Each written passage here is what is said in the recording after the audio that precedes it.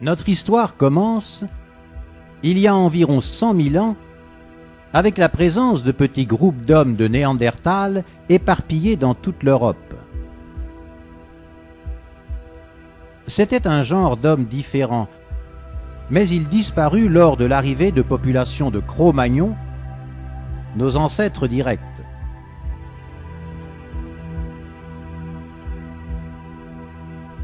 Les hommes de Cro-Magnon chassaient les rennes et les bisons, vivaient dans des huttes rondes qu'ils protégeaient par des palissades, et bien que primitifs, ils ont laissé des décorations de grottes qui nous émerveillent encore. Elles sont reconnues comme les premiers chefs-d'œuvre au monde.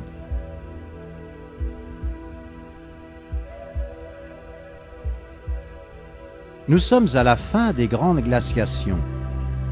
Les hommes se sédentarisent et, se réunissant en petits villages composés de maisons de bois, ils commencent à développer l'agriculture, l'élevage, la céramique et la culture du lin pour en faire des tissus.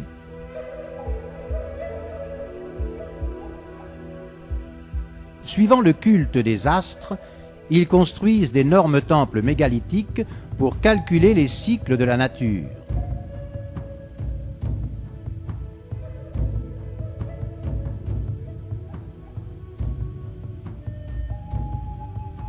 Ce n'est qu'au début de l'âge du bronze que se forment les premiers grands peuples européens, dont les plus puissants sont les Ibères, les Ligures et les Daces. Un millénaire plus tard, d'autres peuples deviennent tout aussi importants. Ce sont les Étrusques, les Grecs, les Carthaginois, les Germains, les Bretons et les Celtes.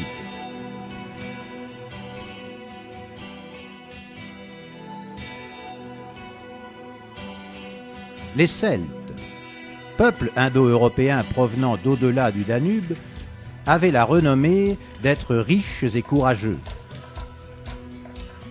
Les sépultures de leurs rois témoignent d'un art très raffiné et leur culte, prêché par les druides, était celui de la transmigration de l'âme. Une sorte d'équilibre régnait alors entre les frontières, mais il se troubla au début de l'âge du fer. Pour coloniser la Méditerranée, des marins grecs avaient envahi les côtes italiques et ibériques.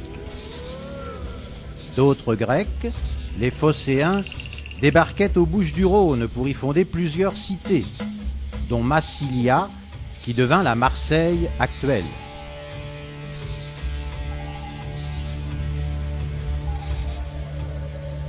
Devant cette invasion, les Ibères, les Celtes et surtout les Ligures qui contrôlaient le territoire attaquèrent les Phocéens, mais Massilia était puissante. Elle écrase les Ligures et leur enlève une citadelle qu'elle appellera Nice, comme la déesse grecque de la victoire.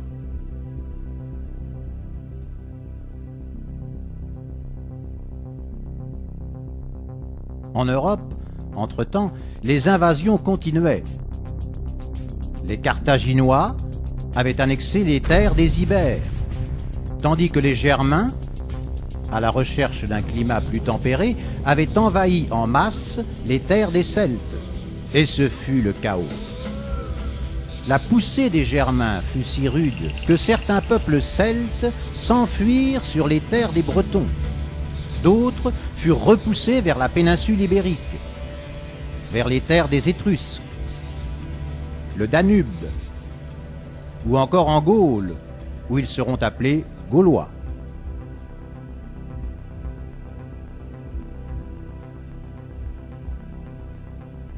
Les Celtes gaulois, une centaine de peuples souvent en conflit entre eux, avaient comme forteresse les Oppidas. Grâce à leur formidable cavalerie guerrière, ils faisaient des incursions et les Gaulois sénons ravagèrent même Rome, à cette époque une modeste citadelle. cela donna probablement un tournant à l'histoire, car Rome, saccagée, voulut se venger. Elle forma alors une redoutable armée, écrasa les Étrusques, annexa la péninsule italique et envahit les territoires en deçà des Alpes, les nommant Gaule cisalpine.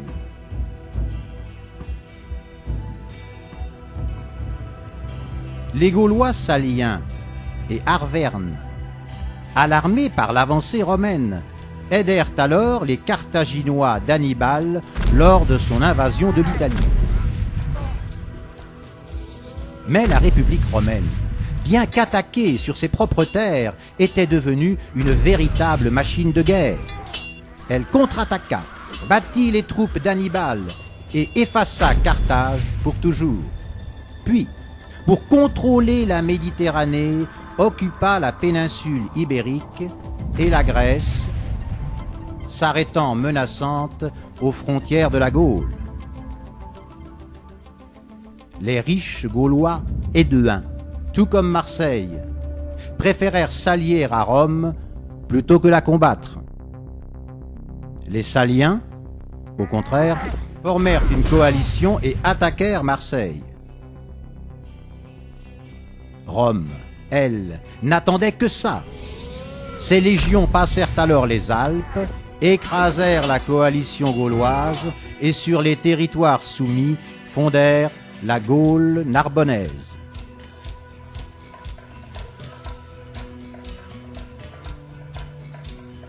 Les troubles des Gaulois, cependant, n'étaient pas terminés. Des centaines de milliers de Germains suèves, en envahissant la Gaule, poussaient les Helvètes à envahir les terres des Éduins, amis de Rome. Rome intervint encore, et c'est le proconsul Jules César qui fut chargé de la mission. À la tête de ces légions, César rentre donc en Gaule et bat les Helvètes. Puis il bat aussi les Suèves, s'installe sur les terres conquises et propose aux Gaulois de se joindre à la République romaine pour s'opposer ensemble aux incursions des Germains.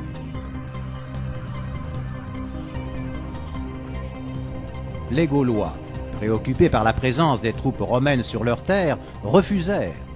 Au contraire, ils appelèrent à l'aide les Belges, des Celtes germanisés. Mais César était invincible. Il bat même les Belges et, profitant des mésententes entre les Gaulois, il conquiert l'ensemble de la Gaule, la nommant Gaule transalpine. Les Gaulois, pourtant, ne s'avouaient toujours pas vaincus. Mis de côté leurs anciens différends, ils avaient réuni leurs forces pour affronter l'envahisseur commun. Et c'est un jeune chef arverne, appelé Vercingétorix, qui prit le commandement de la coalition. Au cours des premiers combats, César est battu. Mais il regroupe alors ses forces, contre-attaque, brûle les terres des Gaulois et, assiégeant Vercingétorix à Alésia, il met fin à la rébellion. César écrira dans son commentaire sur la guerre des Gaules avoir triomphé sur le Terror Gallicum, mais à son retour à Rome, César est assassiné. S'ouvre alors une lutte terrible pour le pouvoir, qui se termine quand Octavien Auguste, neveu de César, écrase les conjurés et se fait couronner empereur par le Sénat. C'est l'Empire romain.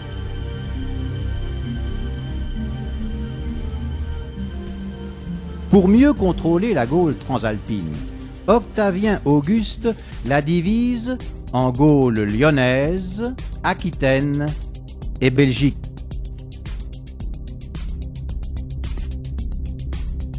Toutefois, les Gaulois n'étaient pas tous soumis.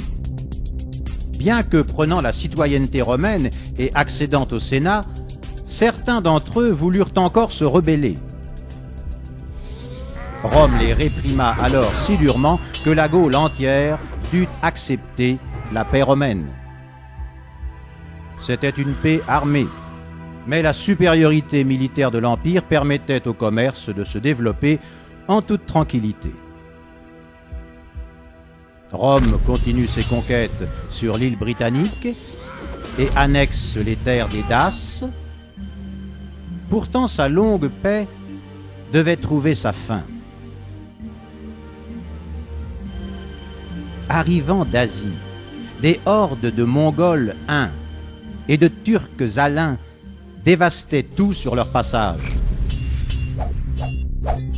Ils pénètrent même dans les terres des Germains,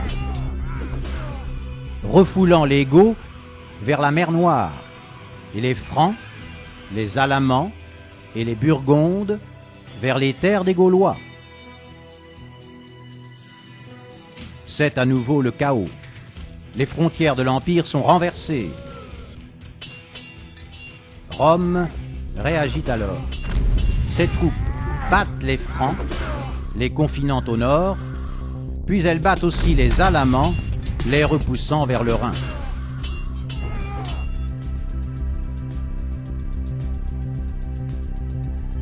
Mais la situation n'est plus contrôlable. L'Empire romain est trop étendu pour être bien défendu. Il est alors divisé en deux. L'Empire romain d'Occident, avec pour capitale Mediolanum, l'actuel Milan, Rome étant devenue un centre religieux chrétien, et l'Empire romain d'Orient, avec Byzance pour capitale.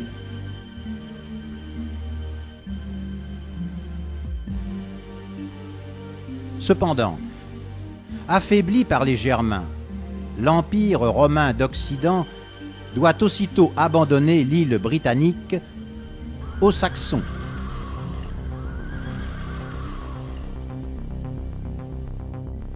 En Gaule, il recrute les Alains dans son armée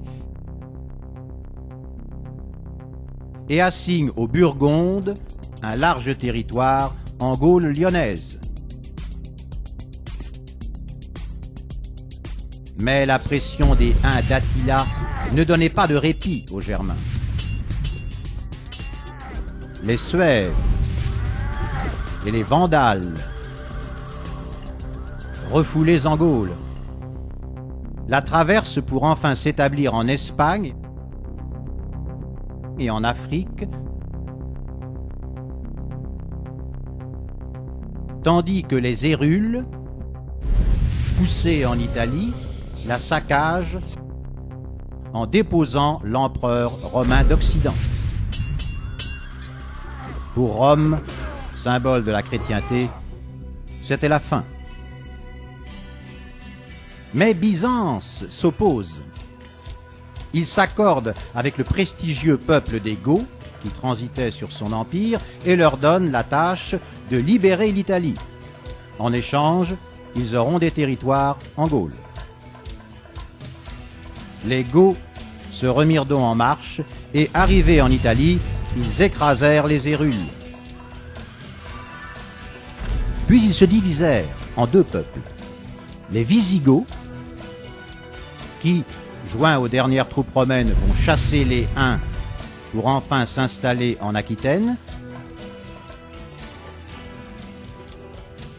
et les Ostrogoths, qui occupèrent l'Italie, désobéissant aux ordres de Byzance.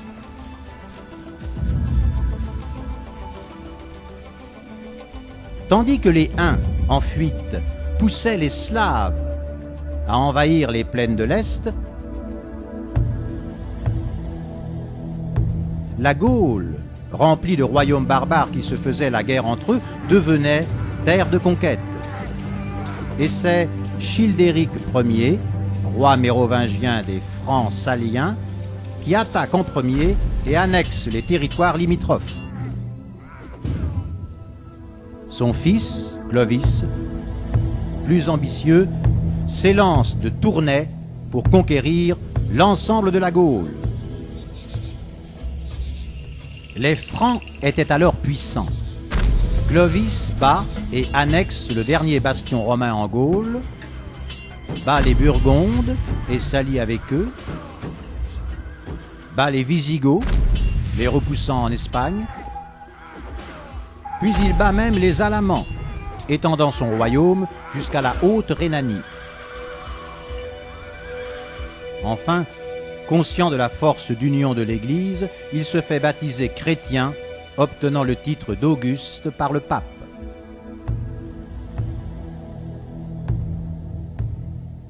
Clovis, premier roi de l'ancienne France, établit sa capitale à Paris et ses fils annexent la Burgonde, mais leurs héritiers diviseront le pays en 3 grands royaumes francs, la Neustrie, l'Austrasie et la Bourgogne.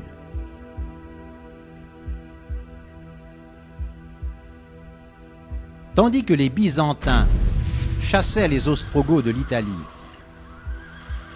les Francs se battaient contre les Gascons, les Bretons, les Germains lombards, et même entre eux, car Clotaire II de Neustrie annexa l'Austrasie. Sous Dagobert, dernier roi mérovingien, le royaume franc se reconstitua, quoique l'Aquitaine s'en détacha en proclamant son indépendance. En Espagne, le royaume wisigoth vivait son apogée, mais en France, la couronne des Francs devenait toujours plus faible. C'est la période des rois fainéants. Les maires du palais font les seigneurs et l'un d'entre eux, le duc d'Austrasie, Charles Martel, arrive même à enfermer le roi Childéric III dans un monastère. Puis il conquiert la Neustrie, la Bourgogne, les actuelles Autriche, Bavière et Pays-Bas, devenant le vassal le plus puissant du royaume franc.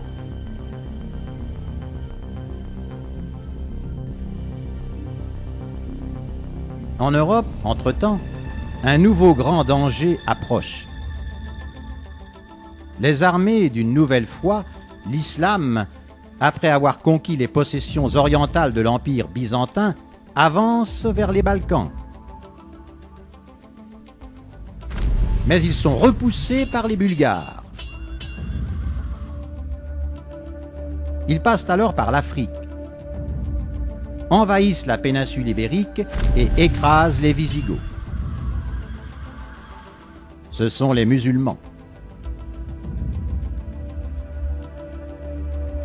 Ils seraient rentrés en France si le duc d'Aquitaine ne les avait combattus et si Charles Martel ne les avait pas arrêtés à Poitiers, les repoussant en Espagne.